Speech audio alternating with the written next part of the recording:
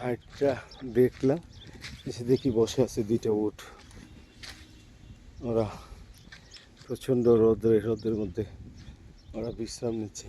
সম্ভবত ওরাও এখানে ওদেরকে দিয়ে মানুষজন হয়তো চড়ায়, এরকম কিছু হতে পারে। প্রচণ্ড রৌদ্র, আমার দেখে ভালো লাগলো। কেউ আসে নাই, আমি একটু দূরে হেঁটে আসলাম।